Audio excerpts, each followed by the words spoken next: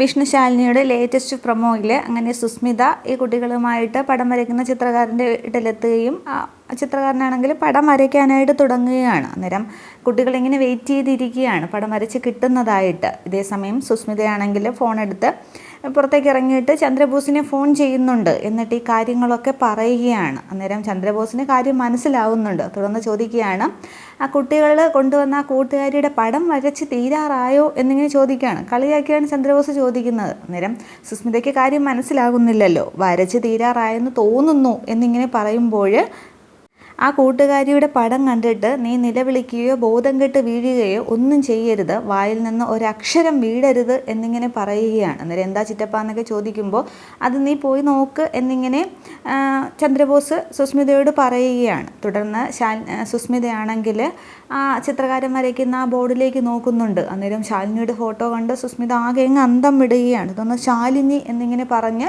സുസ്മിത നിൽക്കുകയാണ്. അത് ഒരു പ്രൊമോയിൽ അത്രയാണ് കാണിക്കുന്നത്. തുടർന്നുള്ള കമ്മിങ് സൂൺ പ്രൊമോയിൽ ഈ സുസ്മിതയാണെങ്കിൽ ഈ കുട്ടികളെയും കൊണ്ട് കുട്ടികൾക്ക് ഈ പടം കൊടുക്കുന്നില്ല, അവിടെ വെച്ച് കാണാനായിട്ട് കൊടുക്കുന്നില്ല. അത് ചുരുട്ടി സുസ്മിത എടുക്കുന്നുണ്ട്. എന്നിട്ട് വണ്ടിയിൽ പോവുകയാണ്. പോകുന്ന വഴിക്ക് കാണാം, നിങ്ങൾക്ക് വിശക്കില്ലേ എന്നൊക്കെ പറഞ്ഞിട്ട് ഈ കുട്ടികളെയും കൂട്ടിക്കൊണ്ട് കാറിൽ കയറി പോവുകയാണ്. കുട്ടികളാണെങ്കിൽ ചോദിക്കുന്നുണ്ട്, ആൻറ്റി പടം ഒന്ന് കാണിക്കുക പ്ലീസ് പ്ലീസ് എന്നൊക്കെ ചോദിക്കുമ്പോൾ കാട്ടാം എന്നിങ്ങനെ പറയുകയാണ്. സുസ്മിത അടുത്ത വഴി ആലോചിക്കുകയാണ് ഈ ശാലിനിയുടെ ഫോട്ടോ കുട്ടികളെ കാണിക്കാതിരിക്കാൻ വേണ്ടിയിട്ട്. അന്നേരം വണ്ടി ഒന്ന് നിർത്ത്, ഞങ്ങൾക്ക് ഇറങ്ങണം എന്നിങ്ങനെയൊക്കെ പറയുമ്പോൾ ഈ വണ്ടി ഞാൻ പറയുന്നിടത്തേ നിർത്തൂ എന്നിങ്ങനെ പറയുകയാണ്. അതിനുശേഷം അതിന് മുന്നേ സുസ്മിത ഈ ഫോട്ടോ എന്തെങ്കിലും കളയുകയോ എന്തെങ്കിലും ചെയ്തിട്ടുണ്ടാകണം.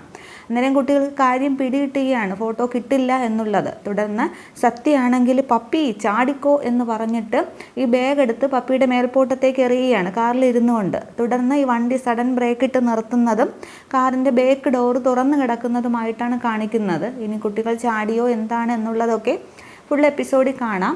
ഇതേസമയം ഫോണിൻ്റെ ലൊക്കേഷൻ ഒരു തവണ ഓൺ ആകുന്നുണ്ട്. അതനുസരിച്ച് പപ്പിയും സത്യയും ഒക്കെ അവിടുത്തെ മീൻപാറയിലെ വനത്തിനുള്ളിലാണ് എന്നുള്ളതിന് സിഗ്നൽ കിട്ടുകയാണ്. തുടർന്ന് ശാലിനി വിവരം അറിയിക്കുന്നുണ്ട്, നെഹാസോ ശ്രീരഞ്ജിനി വിവരം അറിയിക്കുന്നുണ്ട്, മീൻപാറയിലെ കൊടും വനത്തിലാണ് എന്നുള്ളത് അറിയിക്കുമ്പോൾ ശാലിനി ആകെ അങ്ങ് ടെൻഷൻ ആവുകയാണ്.